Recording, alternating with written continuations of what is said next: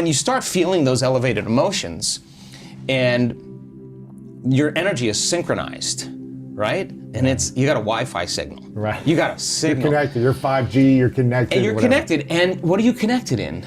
In this sense of wholeness, this sense of love, this sense of joy, this satisfaction with yourself and your life. And when I watch this, Louis. I mean, people come to our events for all kinds of reasons. Some people come for health. Some people come for wealth. Some people come for relationships. It's really funny, and they show up. Angry people, they're angry with themselves. When they're angry with themselves, they'll be impatient and angry with others. People who are unhappy with themselves will punish other people so that they can feel their unhappiness. Or is it to get their anger out, or is it why? No, because that's who they are. That's the emotion that's driving their behaviors. People who are in love with themselves will find love in others. People who are happy with themselves will find something that they can connect with. They won't see all the flaws. They'll see some part of them that they want to enjoy. I mean, so if you're in a relationship and you've scrubbed the cupboard and you've taken out all those skeletons and you've looked at them and you said, I don't want to bring this into my relationship. I don't want my insecurity to be there. I don't want my fear to be there. I don't want my judgment to be there. I don't want my emotions from other relationships to be there. So let me finish this. In other words, if you want love in your life, in your future, then you better take care of your frustration, because you can't bring that there. You got to leave it. So then, you may say to me, well, it's because that person and this emotion from 15 years ago, my ex, makes me feel frustrated. Well, let me tell you something. The only reason that you're thinking about your ex is because you're still in frustration. You overcome frustration. You'll look back at your ex and you'll be like, I wish them well. Yeah. I'm not connected to my past any longer. So cleaning the cupboards and getting down to those thoughts that slip by people's awareness all the time. Their behaviors, how they complain, they make excuses, they say it'll never happen. What do? And the emotions that keep them connected to their past, they won't even see that person. That they'll walk right past their future relationship. They'll never recognize that person because they're looking at their future through the neurology and the chemistry of their past. Wow. And the brain only learns we only see reality based on pattern recognition. I memorize your face, now I know Louis. And if the pattern matches, I know.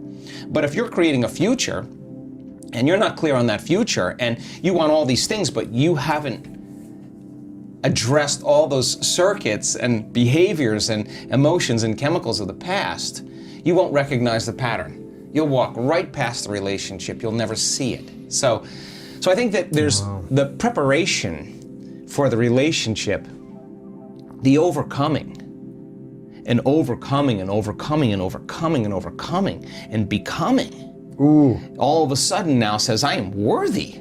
And the universe only gives us what we think we're worthy of receiving. So when you're worthy to receive, it's not going to be on Match.com when you're looking at body parts and whatever else. This is going to be like ka-ching. An energy connection. Wow. Yeah. Like that came out of nowhere, because when you're in survival and you're in separation and you're in lack and you're forcing and controlling and trying to predict outcomes, you're matter trying to change matter. And of course, it's going to take time for this to happen, because you're creating a three-dimensional reality, and everything in three-dimensional reality takes time.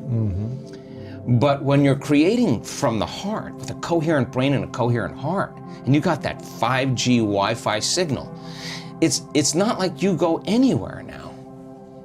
The experiences are coming to, you're drawing the event to you. So we spend a lot of time bonding with our future emotionally. I have colleagues of mine who look at our data on oxytocin, and they're like, listen, oxytocin levels go up during, in a relationship, the honeymoon stage of a relationship, and monogamy is created because of those chemicals, or a female mammal is bonding with her offspring. That's exactly right.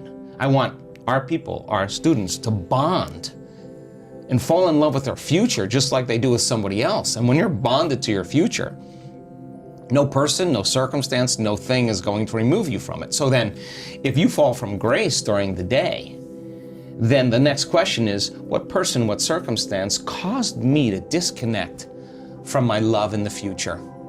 and let me rehearse in my mind, if I have that same circumstance, how I'm going to overcome it. And now you're worthy of love.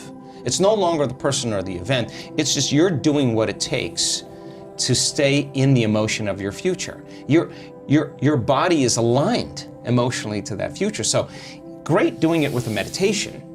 That's easy. But now the real game is open your eyes. Open your eyes. It's happening. Open your eyes and be in the initiation of life and stay in that place and just know that your future is going to happen. So being able to activate the heart and breathe in there and get the body out of survival and start working with it like it feels safe enough to create. Once energy makes it here, you're going to get some really good ideas. Yeah. You're going to see things you never thought of seeing. You're going to feel things you never thought you'd feel. And the images that you're creating, what are they doing? The thoughts that you're creating, they're making more of those chemicals. And now you're feeling more of the feeling of your future before it happens. You're giving your body a sampling, a taste of the future before it's happened. Keep doing that enough times, and that feeling is going to become very familiar to you. If you've overcome your emotions, really, every day, I guarantee you that you'll pay less attention to that. They only capture your attention with an emotion. They'll tell you, you know, Lewis, as you age, your immune system's getting weaker and weaker and weaker. And then you see a picture of some guy in his 50s and he looks really good, and he looks better than you, and you're like, oh God, he looks really good. And John here, you know, has had something that you could get if you had chicken pox.